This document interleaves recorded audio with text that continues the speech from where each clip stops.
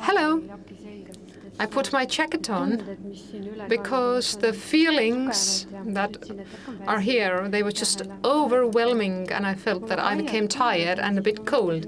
While listening to Kaia, I also was thinking that, these things that an official should do, or this list is very long. They should have time for that as well. I have a lot of pictures on my slides.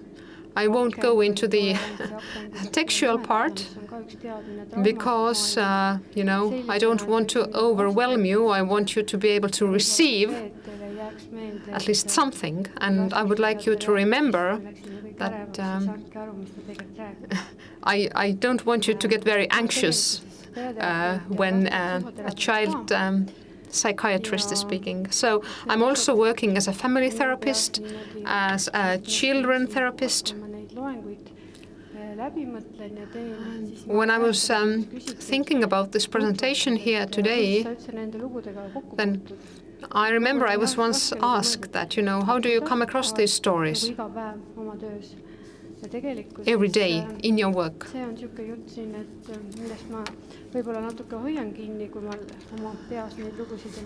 So I'll be telling you the stories today as well. But actually we could just keep this picture here and then give you the final slide. So you can see a parent and a child swinging here. So I was looking for this kind of picture for a long time. So we wanted to tell you a story. It was 15 years ago when in my practice I had a girl who couldn't breathe. She didn't have any medical problems, no lung issues, no asthma. And of course these children finally reach children psychiatrists. And then when on our second meeting we ended up speaking about what was going on at home. So she had a mother and a father and a younger brother. And in the evenings they went swinging far away from all other people and families. They had this little playground that was by a forest, because the father was really afraid that the mother is unfaithful, and he tried to avoid situations where other people could, see his wife or his family. But still they had to go to this playground because, this father had a picture of this happy family in his head. But they always went when there was nobody else around, no other adults, no other children. And another story I remember about their family was that when they were eating, they always had to have a happy smile on their face. And if somebody didn't have a happy smile, then the father became cross, saying that, we are a happy family, you have to smile. And this little girl had been seeing different doctors for many years. I mean, she couldn't breathe properly, she didn't feel well. In the medical world, this is called a psychosomatic reaction to what he was experiencing in his family where there was violence. So the message from the parents were that the mother said that, my children aren't suffering because when he threatens or rapes or hits somebody, it's me. But of course the children knew what was happening in their home. So when I was preparing for this lecture, I was thinking about something that I'm being asked a lot. If the child doesn't hear what's happening to me, then he doesn't suffer. Children don't suffer if they don't hear, if they don't see what's happening. Sometimes I advise the court, and they ask me, how hard has somebody suffered? And it's difficult for people to understand how people might suffer from emotional violence. or how violence affects a person. Often people just hope that, maybe this will just go away and maybe it won't have an effect on anybody. I looked at different definitions, but actually any type of violence that takes place in a domestic setting is domestic violence. It has many different forms. When looking at different studies, we can see different things, but we could say that violence is violence, and we are all influenced by violence. Even us listening to this story or these stories here, this is affecting us. And this is why I didn't want to put any sad faces or threatening hands on my slides. So mostly I'm going to speak about what's happening to women, to mothers, and how it will affect the children in the end.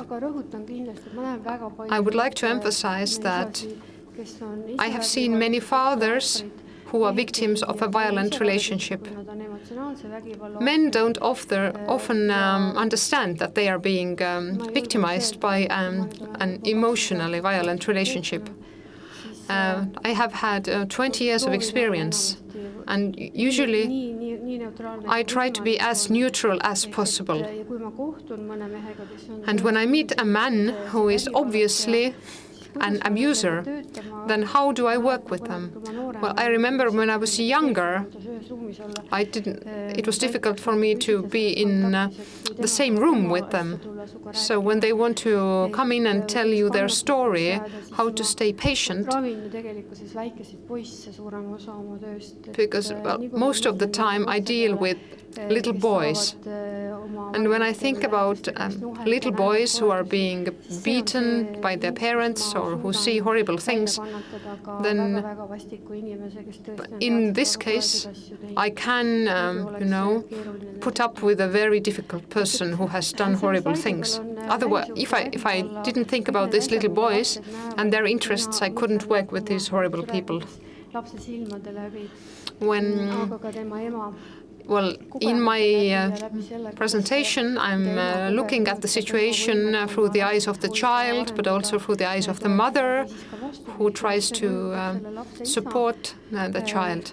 Or also, how does it affect the father of the victim?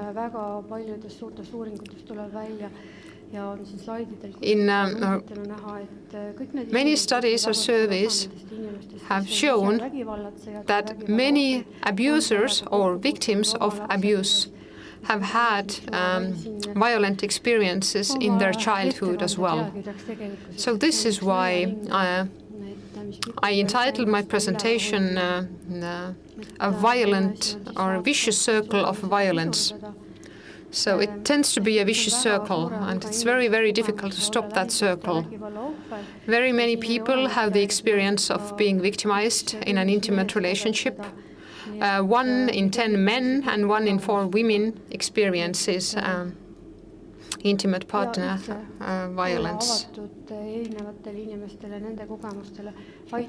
We shouldn't forget that men are also victims, and we should be open to different viewpoints, different perspectives, and it helps us to reach our goal. And my goal is for children not to suffer. And I would like the parents to get themselves together and stop harming their family. But sometimes you can't stop that vicious circle. Sometimes they go on someplace else. Oftentimes the files are very heavy. I have seen a file that was 5 kilos. There were so many documents there.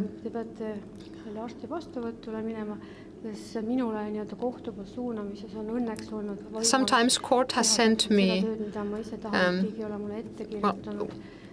usually I can choose my patients. Court doesn't force me to take on any clients. When children are witnesses of violence, and usually they are, because this belief that children don't see what's happening at home, this is wrong. They usually see and hear, and they are definitely affected by it. In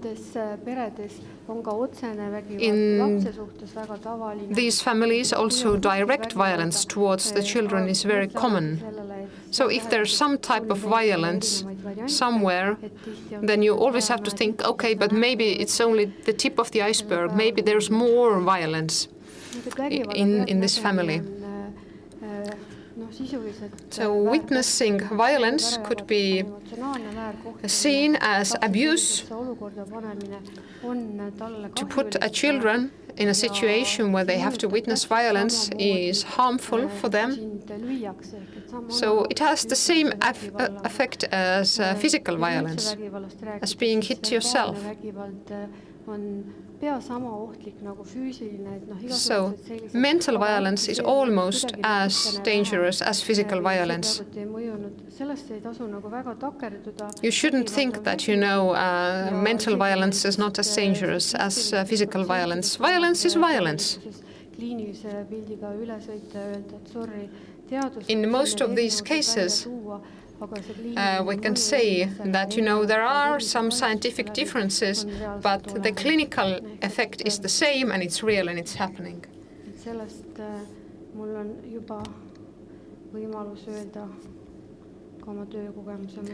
I also confirm this based on my experience.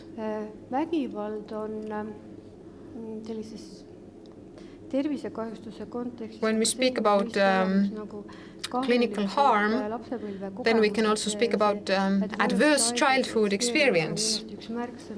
This is one of the key words that we can see in research. There are many different forms it can take. However, experiencing violence, being a victim of violence, classifies as ACE. If your father kills your mother,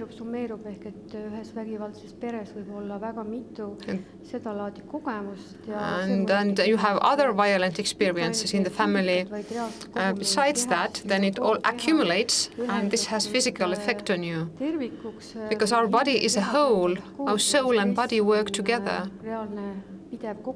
And if we're constantly stressed, it influences our brain development, our immune system, our body, how I react to different diseases, what's happening in my digestive system, or, for example, what's happening with my heart.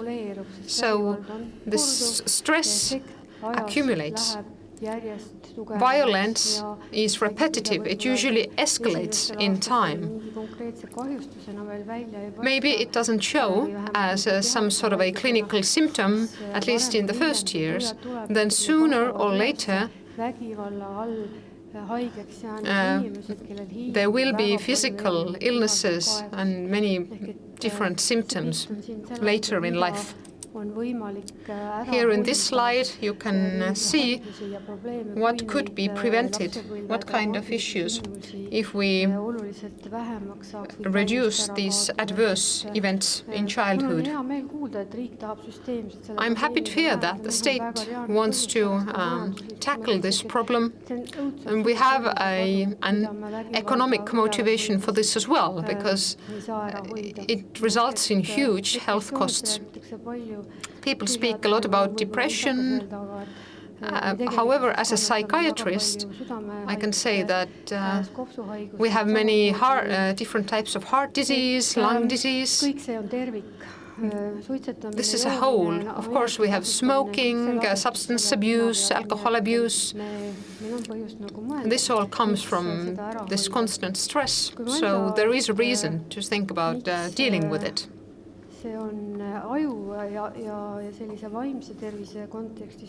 the context of mental health, it's important, not only because you might get depression or post-traumatic stress disorder, but actually the brain development of a child depends on the environment in which they grow in. And if it's an unsafe environment, then there's no secure attachment for the child, and the brain doesn't develop in a way it's supposed to be doing. That means that when we grow up in a violent home, our brain development is a lot worse than it should be. We might have difficulties at school, we have behavioral problems. Our brain can't develop as it's supposed to develop in a nice and warm and supportive attachment relationship. Research shows that we are most sensitive in the early childhood. But actually the research also says that brain is sensitive throughout our life. I won't be speaking about brain development here, but actually the brain is constantly developing until mid-20s, and there's always a development window which is more sensitive.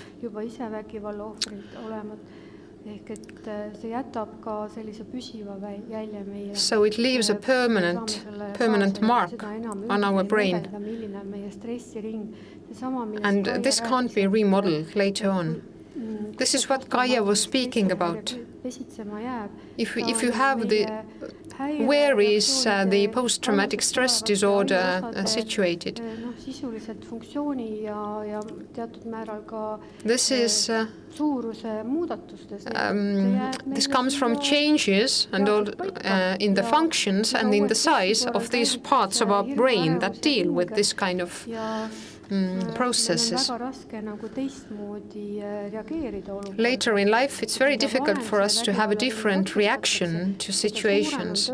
The earlier we break this vicious circle of violence, the greater the chance that the brain can develop on and can feel the safety of the environment. We can't reprogram our childhood patterns, but we can have a cognitive knowledge surrounding it, showing us that, this is how I behave in these kinds of situations. So it's not a hopeless case. I spoke about the vicious circle already.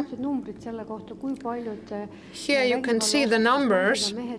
So you can see the number of women and men who are victims of violence, how many of them have experienced violence in childhood and what happens to them later in life. Here is one study that was conducted.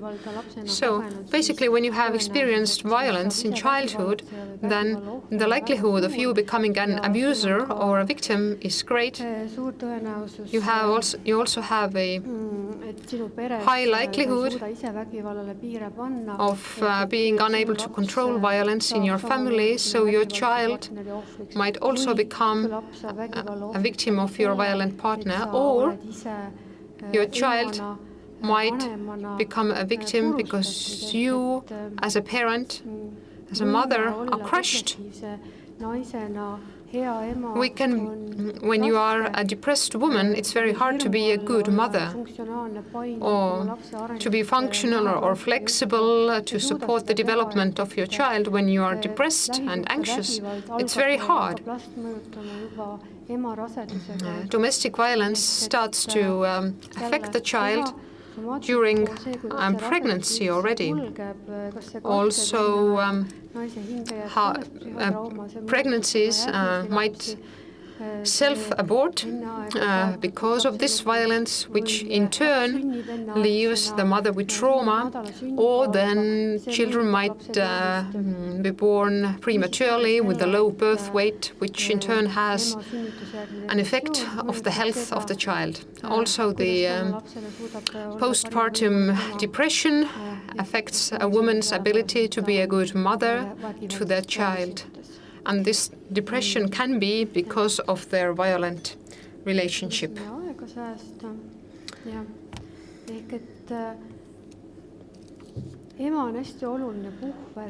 So a mother is a very important buffer through her emotional health, mental health.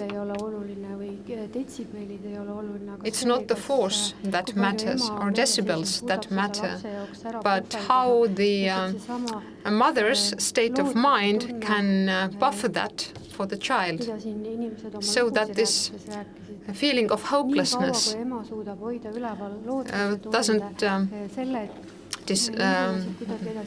doesn't become prevalent. As long as the mother can give a sense of hope to the child, and she can kind of digest her emotional experiences, this is the best thing for the child, and this is what we have to give to children. So the mother's warmth as a buffer is very important. If a mother is depressed,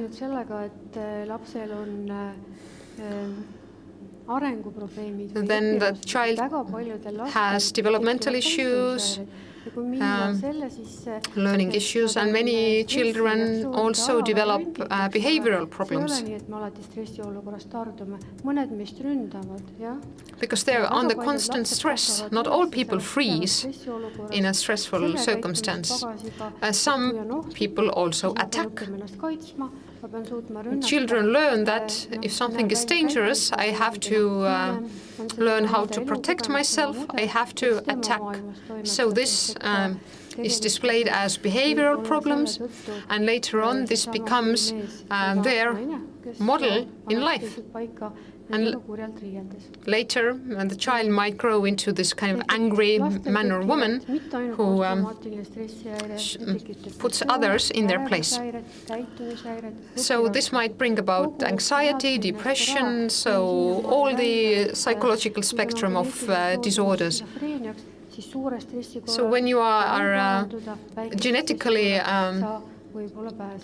preconditioned for schizophrenia, then when it's a stressful environment in which you are brought up, it's more likely that the schizophrenia will actually emerge.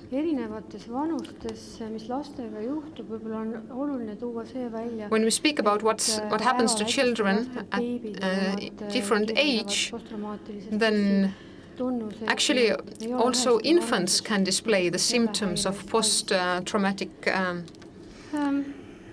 stress. Here I have a slide that summarizes all of it. So what are the signs that a child may need help at any age after experiencing abuse or violence? They have trouble with adjusting, trouble of self-regulation. When I'm small, I can't regulate my body. I have trouble eating. For example, a baby might not sleep well, might not want to eat. Older children might fear going to bed.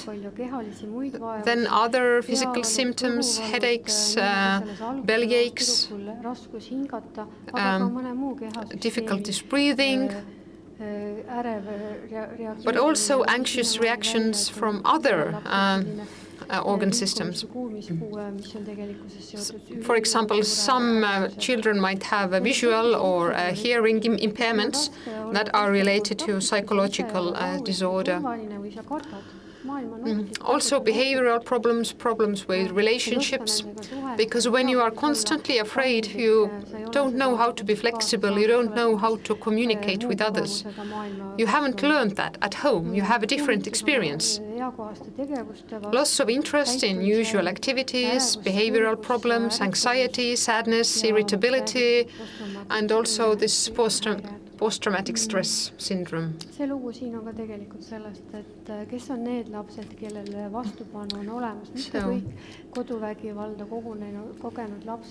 There are also some children who resist.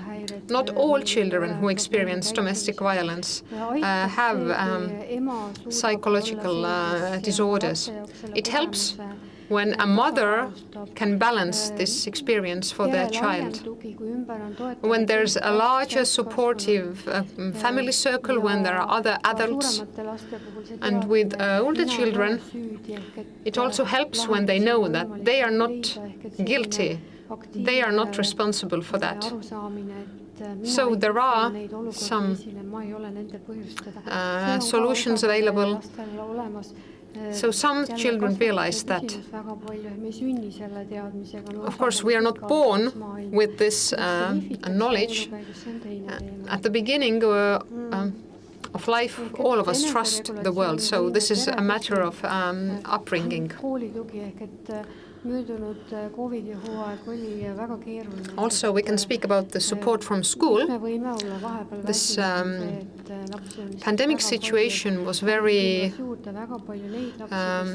difficult, and during this COVID pandemic, there were many children who were very afraid, many teenagers were suicidal. The COVID crisis just amplified all that. So generally speaking, we could say that when people isolate, so when they don't have the supporting contact from outside, this is a huge risk factor. The way we are interconnected and also proactive communication. Maybe we should think that, okay, but why isn't this child here in class? Or if they are not here in class, then what's happening at home behind closed doors? Because usually children don't want to speak about things going on at home. On Monday, I had an appointment with the father and the daughter, and it took an entire hour for them to say what their mother is doing at home. They want to protect their family. They also felt ashamed for being such a family. And in the end, they had the courage to tell me what else was going on. Okay, I'll close now. So at every age, from pregnancy until growing up, or when we are an adult and we have this child inside, then these children can be different. I'm very grateful to my parents because my child is courageous, but not all of us have this kind of opportunity. This affects us all, and violence always leaves a mark. It destroys our health, it destroys our spirit, and the diseases we get affect us as people, as members of the society, and also as parents. That means that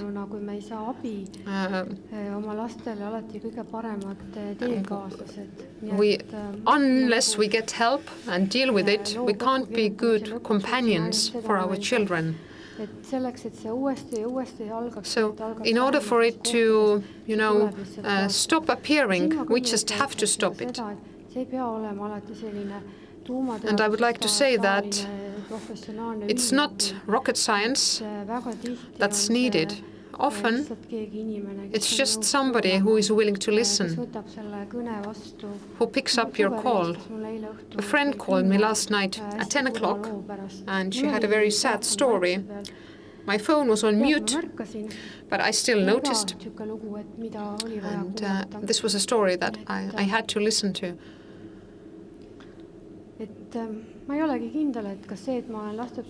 I'm not sure whether I am a children's psychiatrist, or is it that I was raised well by my parents. I'm not sure which helps me more personally. I think that we can stop these processes even then if we haven't studied everything in theory. So this is it from me today. Anne, suur tänu sulle. Ma panen selle. Okay, thank you, Anne. Kaks küsimust siiski. Two questions. Aeg on meie vaenlane, sest need on teinud nii palju siin toetust.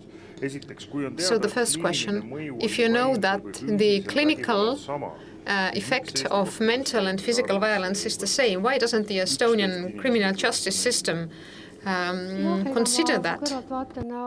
Well, as a bystander, I can say that, you know, they don't take this into consideration, and this is why I go and give lectures. There are judges who can ask right questions, and we have this training program for judges about psychological disorders and where they come from. So there is interest to learn things. We do develop, but we just haven't had the chance to yet. We are developing as a society. They have the same problems in the US. It's no different there. If a child suffers as much as an onlooker than as a direct victim, should they be included in the criminal proceedings? Yes, of course, because I mean, they suffer from actual physical harm. Anne, you might want to look at these questions later on yourself, because there were many questions, and there were some nice wishes for you. We really enjoyed your presentation. Good luck.